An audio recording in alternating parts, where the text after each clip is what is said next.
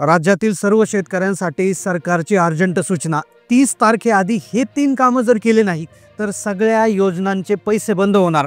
जर तुम्ही शेतकरी असाल आणि जर तुम्ही 30 तारखेच्या आत ही 3 कामे केली नाही तर तुमच्या सगळ्या योजना बंद होणार, अशी माहिती स्वतः मुख्यमंत्र्यांनी दिली। हे 3 कामं अशी आहेत की हे जर तुम्ही 30 तारखेपर्यंत केले नाही तर तुम्ही कुठल्याच योजनेसाठी पात्र राहणार नाही। तुम्हाला ना पीक विमा मिळेल, ना अतिवृष्टीचं अनुदान मिळेल, ना रबीचा विमा मिळेल, ना खरीपचा विमा, ना नमो पीएमचे पैसे, ना पीएम किसानचे पैसे, कुठलेही पैसे सबसिडी मिळणार नाही, असं सरकारने स्पष्टपणे सांगितलंय। सरकारने सांगितलंय आम्ही जेवढा वेळ द्यायचा होता तेवढा वेळ दिलेला आहे, आता याच्यापेक्षा जास्त वेळ देता येणार नाही। म्हणून 30 तारीख ही शेवटची तारीख आहे, ज्यामुळे आपल्याकडे अजूनही काही तास शिल्लक आहे। ही 3 कामं जर तुम्ही व्यवस्थितरित्या करून घेतले तर तुमचं कुठलंच नुकसान होणार नाही। तुम्हाला भविष्यात येणाऱ्या सगळ्या योजनांचा लाभ होईल आणि मागच्या योजना सुद्धा देखील चालू राहतील। पण जर तुम्ही ही 3 कामं केली नाही तर सगळ्या योजनांचे पैसे बंद व्हाल आणि मग तुम्ही रडत बसाल। कदाचित तुमच्या शेजारच्या शेतकऱ्याला पैसे येतील, तुमच्या गावातल्या बऱ्याचशा शेतकऱ्यांना पैसे येतील, पण तुम्हाला येणार नाही, कारण की आता तारीख जी आहे ती तारीख फिक्स केली, ती तारीख आहे 30 तारीख। 30 तारखेच्या पुढे तारीख वाढणार नाही, असं स्पष्टपणे सांगितलंय।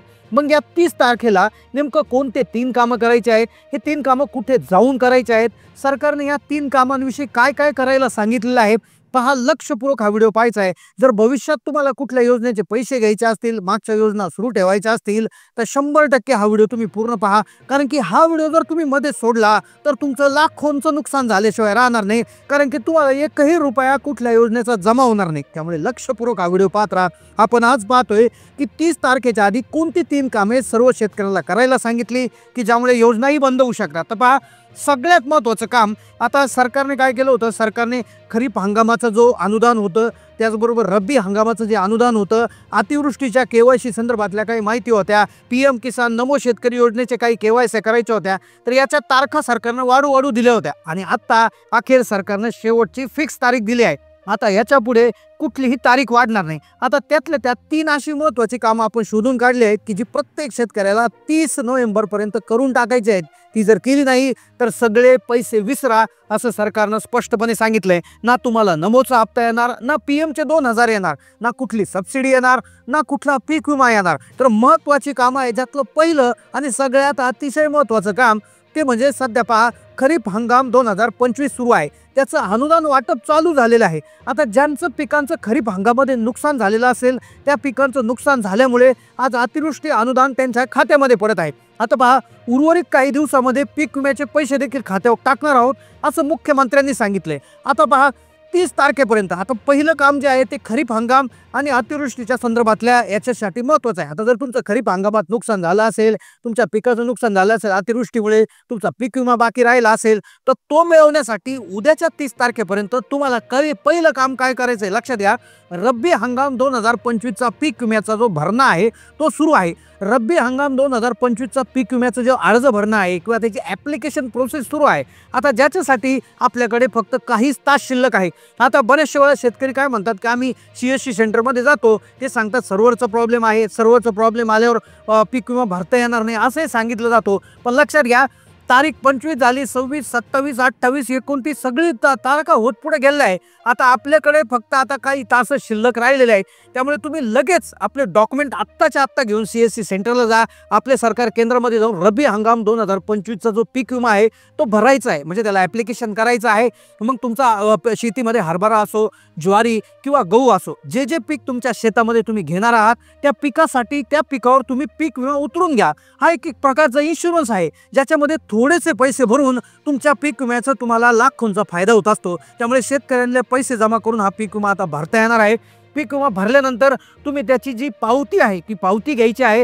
हे पहिलं काम झालं। आता हे रबीच्या हंगामाच्या संदर्भातलं पहिलं काम। आता दुसरे 2 कामं असे आहे की ज्याने तुमचा सगळा कारभार संपू शकतो, सगळ्या योजनांचे लाभ बंद होऊ शकतात। आता 30 तारखेपर्यंत पीक विमा भरण्याची मुदत सांगितली आहे। आता दुसरं काम जे सगळ्यात महत्त्वाचं आहे, जे जुनं काम आहे, जे आहे खरीप हंगाम 2025चं।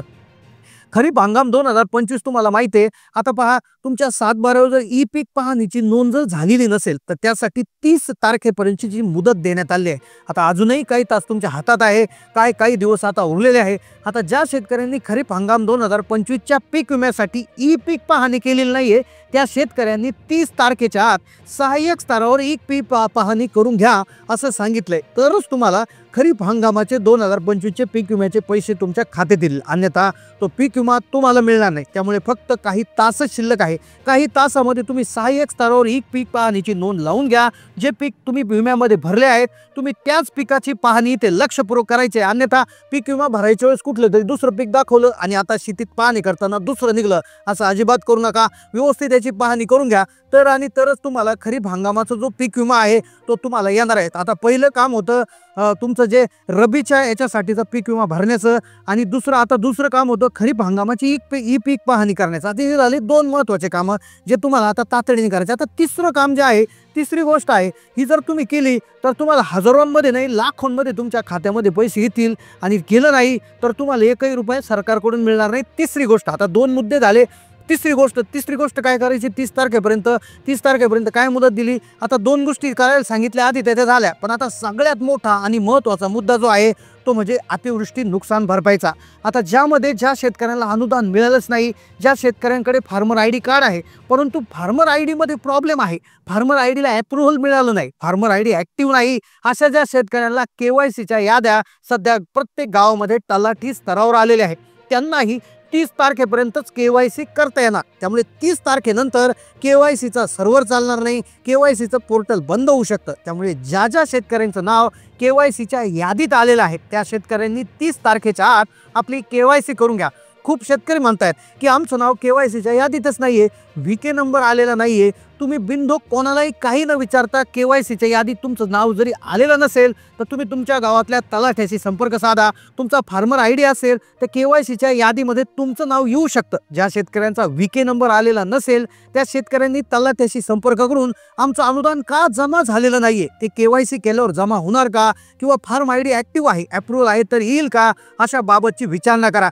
जोपर्यंत अनुदान वाटप सुरू आहे तोपर्यंतच अनुदान वाटप सुरू आहे, तोपर्यंतच तुमच्या खात्यात पैसे पडतील. आता राज्य शासनाचं बजेट येणं, मंजूर होणं, परत ते मिळायला उशीर होईल. त्यामुळे पहिल्या टप्प्यात जितके जास्त पैसे घेता येतील तितके घ्या, त्यामुळे पुढे विलंब होऊ शकतो. त्यामुळे 30 तारखेच्या आत शेतकऱ्यांनी ज्या शेतकऱ्यांनी KYC केली नाहीये त्यांनी तलाठ्याशी संपर्क करून KYCच्या याद्या त्यांच्याकडे आल्या आहेत का, CSC सेंटर किंवा आपले सेवा केंद्रामध्ये जाऊन आपली KYC करून घ्या. KYC करताना VK नंबर लागतो. खूप शेतकऱ्यांचा VK नंबरचा प्रॉब्लेम आहे तर त्यांनी आपल्या तलाठ्यांशी संपर्क साधा. काही शेतकऱ्यांनी CSC सेंटरवरून ही KYC होत नाहीये तर त्या शेतकऱ्यांनी तहसील स्तरावर KYC करून घ्या. तेव्हा जसे KYC करताना तहसील KYC तर नोटीस पर्यंत येत असते. त्यामुळे ज्या शेतकऱ्यांची KYC CSC सेंटरवरून होत नाहीयेत, काही प्रॉब्लेम असेल, त्यांची KYC ही तहसील स्तरावर होत आहे. खूप शेतकरी तिथे जाऊन करत आहे.